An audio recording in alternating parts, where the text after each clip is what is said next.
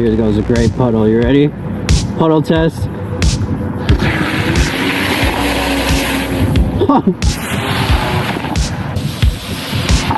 What do you guys think? Should we open up the removable battery now and see how it looks with all this water and shit around here? See if it looks good? Let's see how waterproofing really is. Hey everybody, and welcome to the garage. We're just gonna start this review off talking about the Mukuta 9 Plus here. I think there's a lot of details on this scooter that we need to look over and talk about. In general, there's a lot of innovations that other brands are not using yet, like an adjustable elastic suspension. You can change the stiffness of your suspension with the turn of a screw right here.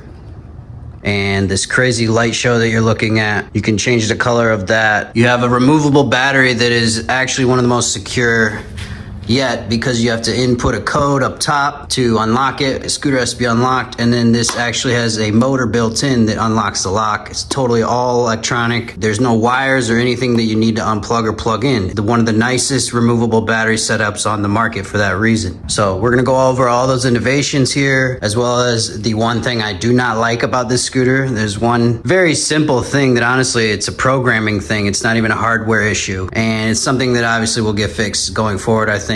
But it is a little annoying when you're out riding this because of the one flaw that's on there. So we will talk about that, just because something you have to get used to when you ride the scooter. As usual, we'll start from the top and work our way down on the review here. As you can tell, I do have several other Mukutas. I'm a big fan of Mukuta. I've been riding them a long time now, probably longer than anybody else. About 15 months, couple thousand miles on different units. And this is no different here. This is our 200-mile review on the Mukuta 9 Plus. I do want to point out one thing before we move to the handlebars, just so we don't get this twisted. They do call it the Mukuta 9 Plus, but when you look at the tires are in fact, here we go, 8x3. 8x3 tires. An 8x3 tire with a 5.5-inch rim. So if you guys know anything about scooters, all these other scooters, right, 10-inch scooters typically have a 6-inch rim. So this is a smaller rim by 1/2 inch. It's gonna make finding tires a bit harder for this. For a while, you may only be able to use these stock tires, which is fine to me because there's nothing wrong with these. They're very durable, grippy. For a tire, they're actually pretty damn good for a stock tire. So it's not, to me, this isn't a scooter that you necessarily want to put PMT tires on and race it, because it's not that fast anyways. This is much more of a commuter scooter with every feature you've ever wanted. This is like the most premium commuter scooter that you could get, in my opinion. It has everything you need and a very high IP rating, IPX6. So we are gonna take this out and ride. It is raining today, it rained all morning. Really check out the mud guards, see if my pants stay dry. Significantly better mud guards than most scooters as far as the coverage, right? So you'd hope this would keep you dry, and we'll find out ourselves here in this review. Now, this does come with the security of an NFC card, NFC chip. When you turn the scooter on, you're gonna have to put the chip right here to turn it on. That's standard across VSET and Mukuta now. It's a great security feature. I like that it's built in with the screen. It's not an external NFC like a lot of brands just slap on, because that you could easily just cut and hotwire the scooter if you were a thief. It doesn't actually stop somebody, right? This is a lot more security than just those ones tacked on. So I do like the security on the scooter. Now, when you're gonna see something you don't see normally, park, when you turn it on. Over here, this is how you switch your gears. This little nice switch here feels great, it's secure. Even with the glove, it's easy to click, so that's important. Race mode is the top, but as I was saying, it starts in park. You have to hit it up to eco, sport, race. But something here with the settings is what I was talking about earlier with the programming. You're gonna see if we don't touch anything, after about 15 seconds, it's gonna revert back to the parking mode, which means that in parking mode, you don't get any throttle. The scooter's basically turned off. It's a safety feature, and I think it has a lot to do with this twist throttle here, right? You see this twist throttle? It's a lot more likely that when you're grabbing or moving the scooter around that you might accidentally throttle the scooter and say run the scooter in your wall or something else. So they've added this safety feature definitely in my opinion, because of the half twist throttle here. Something that people probably need to get used to in scooters. Most scooters do not have this type of throttle. So it's definitely a safety feature they've put on because of the twist throttle. And I don't mind it, right? We'll see it here in a minute here, switch back to parking mode. There it is.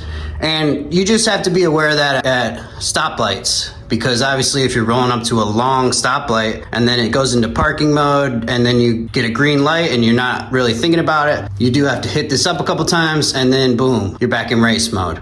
Obviously when you're at the stoplight, you could hit other buttons or cycle through things and it won't do that, but it's just a feature that I think they're obviously gonna have to change. I told them that they should maybe make it 30 seconds or a minute even, because obviously 15 seconds is not long enough. So that is the one and only quirk with this scooter, is the parking brake system here. It's something I could live with, honestly. This thing is for short distances, it's for commuting, and it's a safety feature, right? So you don't run the thing into the wall or into somebody when you're at work or in tight spaces dealing with this, right?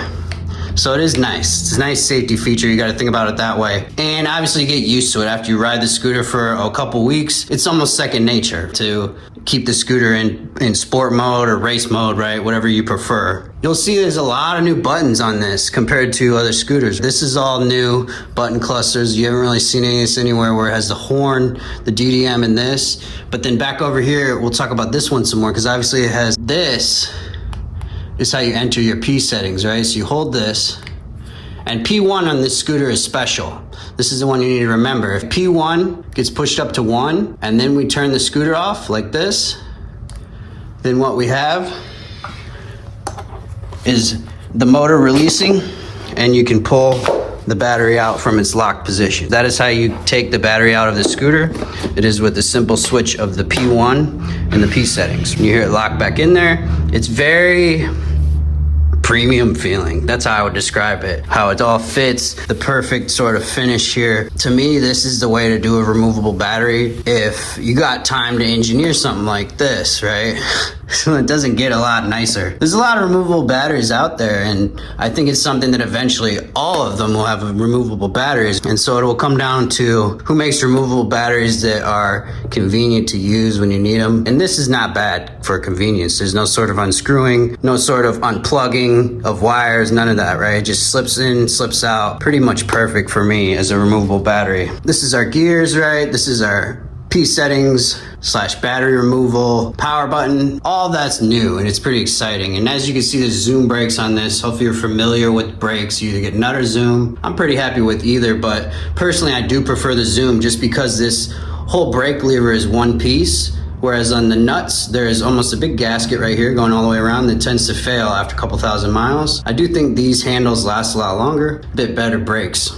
But that's up to debate, depending who you ask, personal preference. Both good brakes. You'll be happy with the hydraulic braking on this. Moving a little bit farther left here, you see these locking rings. Now, these sort of handlebars have a twist thing like this, and then they fold down, right? These are found a lot on VSET and Mukuta stock scooters, and almost everybody I know switches them out because they don't stay solid. But on this one, it's different. I think they've re-engineered how this locks and twists, where it actually stays tight, where you can ride the thing for days and not have to keep tightening this like on the older models. So to me, this is superior folding here, and to the point where I haven't changed these handlebars like I would on a lot of scooters. Happy with the handlebars, happy with the length of the handlebars. They're long enough and they have a nice sort of bend to them here that is a little bit unique, I think, to scooters, but it feels very good when you're in the cockpit. Standard Mukuta screen, not a whole lot there. It's just gonna show your gear and your speed, and that's mainly it, as well as your voltage and your mileage. That's literally the most basic screens really on these scooters, and can't really change too much on settings besides a few P settings. And they do get scratched up a little bit, as you can see, just from the NFC chip hitting them and stuff every time they unlock it. To me, I wish they would sell like a little screen protector you could stick on here that would protect it from the scratches, but I don't know how to go about getting one of those, or if you can like cut a custom one somehow and make it fit on there or something. But maybe that's something you would do, is put a little screen protector on it to protect from those scratches. Now you'll see right here, most of the scooters have a hook or some kind like this, but this one, very premium, has the silicone on it, so it's not going to be, first off, banging and rattling here, right? No noise. Plus, when you go to hook it on down here, when you fold the scooter, it's not gonna be metal on metal. You're gonna have a nice soft premium feel. This is the horn, it's a little beeper. I'm not even gonna show you that right now. Maybe we'll show it outside because it'll sound a little louder than it actually is. I think in the garage here, it'll sort of resonate. It's a weak horn, to be honest with you.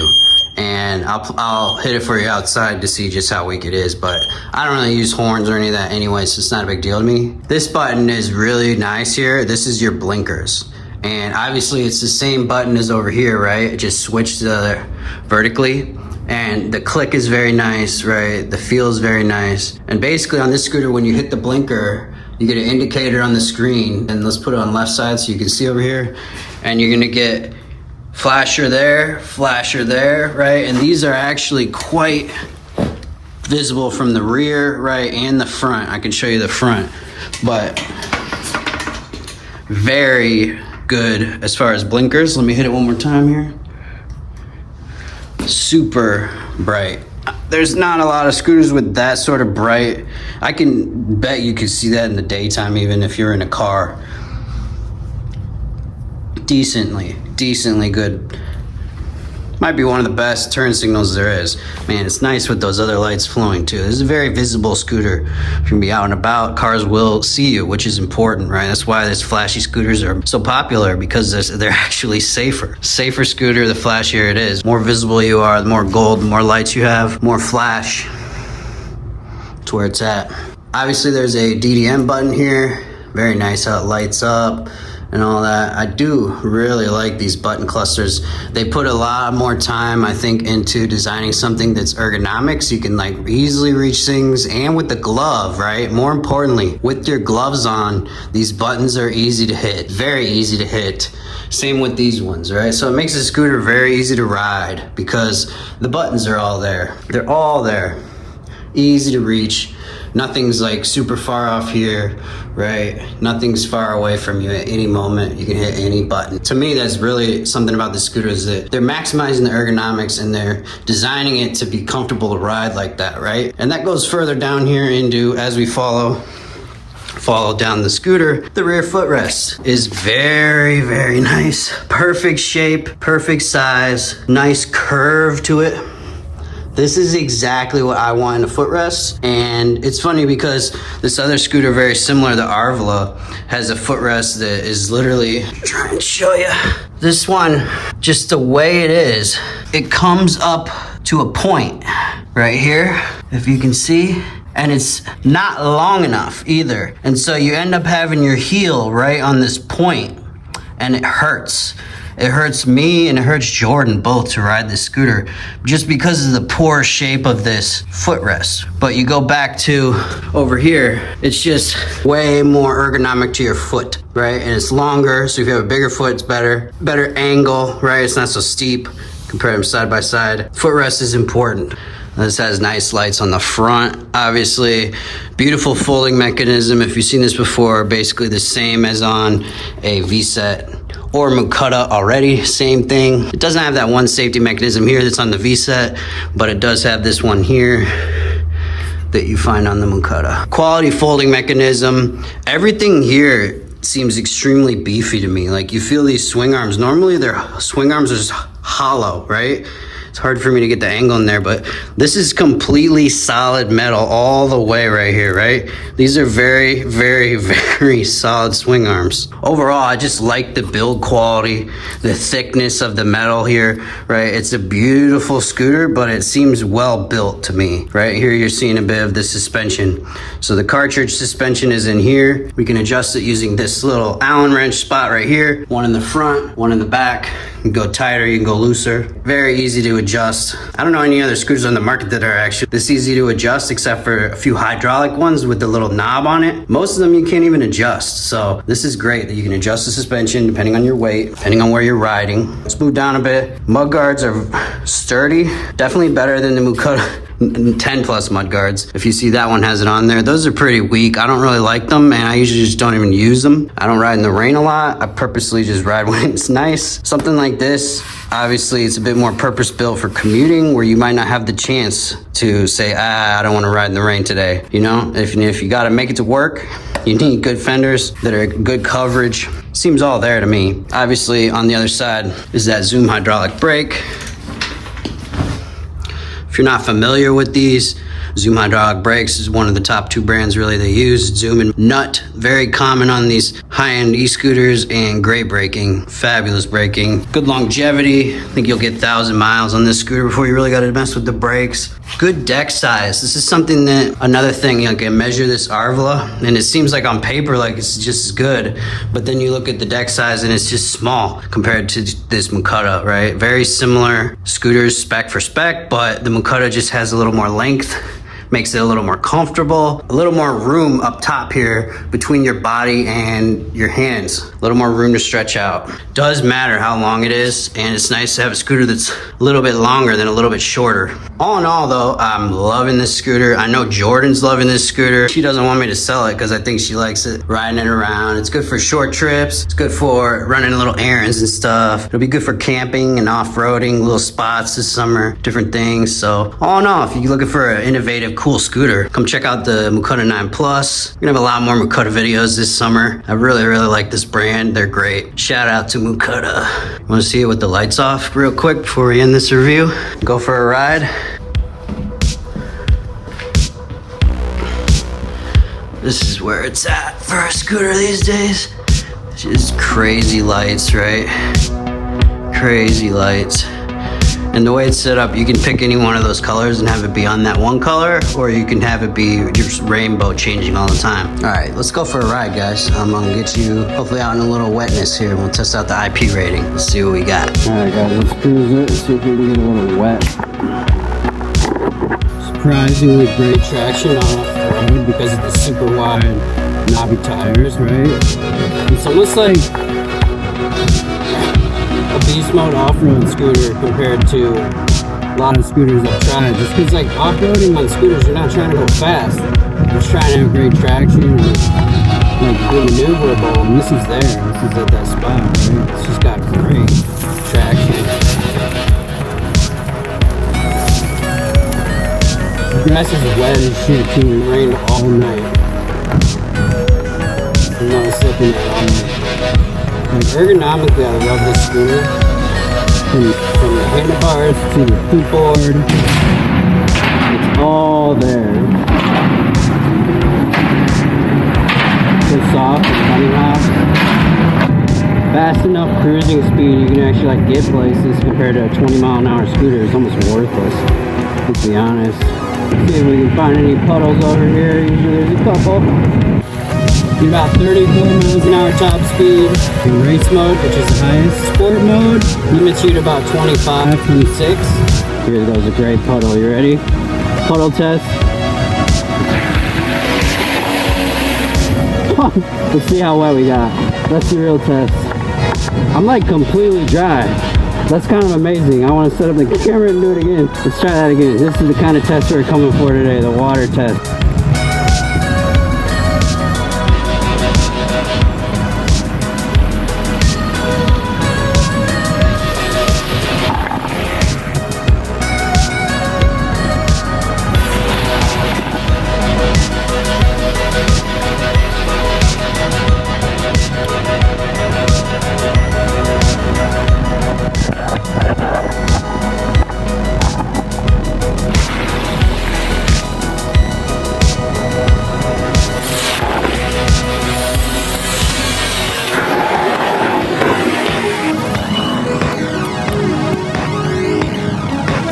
Got some good tests there. What do you guys think? Should we open up the removable battery now and see how it looks with all this water and shit around here? See if it looks good?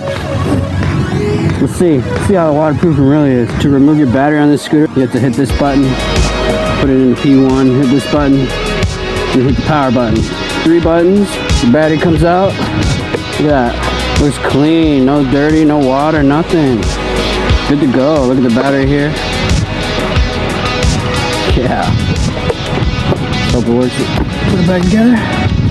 Boom. We'll turn it on. And let's see. Let's get it. Good to go. IP rating testing. This is one of the highest IP rated scooters that I've ever got. IPX6. Most of them are usually 5 or 4, and if you touch them with water, they just rust, corrode, stop working. You know what I mean?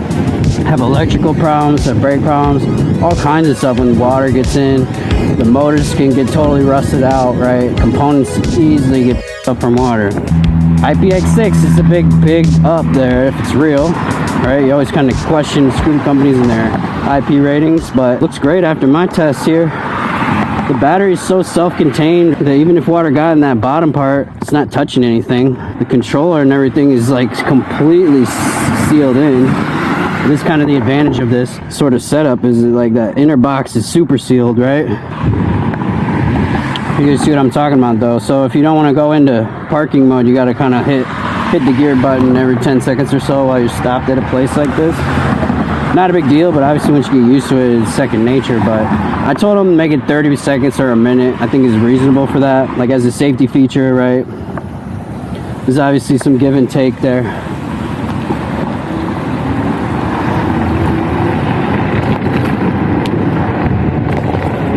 By the way, I don't think we ever looked at the back of my pants after all those like 10 runs through that huge puddle, and they're completely dry still.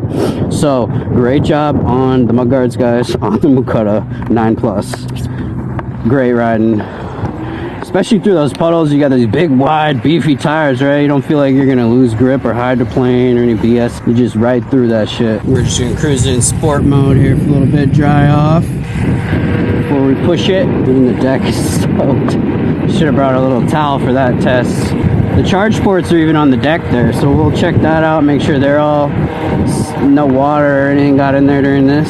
All in all, man, for a scooter that is meant to get you to work, you know, 8-inch scooter, you gotta realize this is an 8-inch scooter. It is meant for commuting. It is like the best commuter scooter you could get, really, and you're paying for it. I think it's about $1,300-1,400 for this. Maybe they'll bring it down a little bit here once they get it on Amazon. The 10+ is now on Amazon, and 9+ will probably be there soon. So what's that?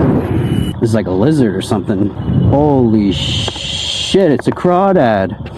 What are you doing way over here, buddy? You're not even close to the water. It's like easily like 100 yards from the water. Should we take him to the water? See if this will work. Come on, I got you. I got you. Alright. We're gonna very carefully, you ride right there. Hang on.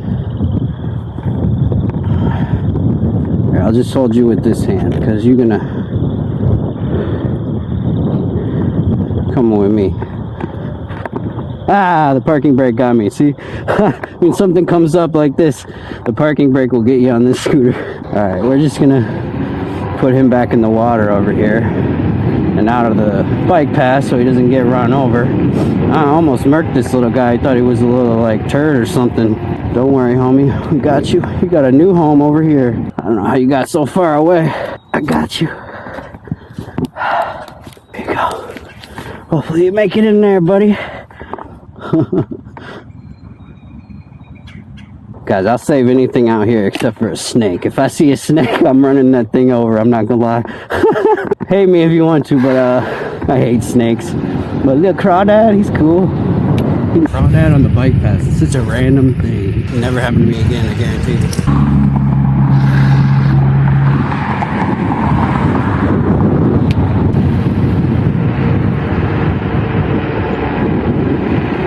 You got great hill climbing with this scooter. Obviously, dual motors, everything. I'm not even riding top mode right now. We're just cruising. Turning up a notch here. Show you some top speed. I'll show you on this hill.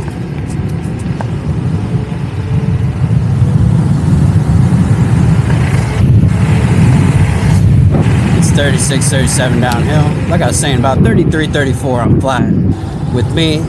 And it's plenty zippy. That front tire definitely burns out. Dual 600 watt motors. I believe it's 23, 30, 25 amp controller. I'll double check on the amperage and put that up on the screen, but plenty of zip for this type of scooter with this size battery. You know, it's great for a commuter scooter. Really comfortable, plenty quick, great grip, really versatile, really. Like with the tires and everything, you could drive this anywhere, all sorts of terrain. Definitely could handle the 25-mile-an-hour road without pissing other people off too much.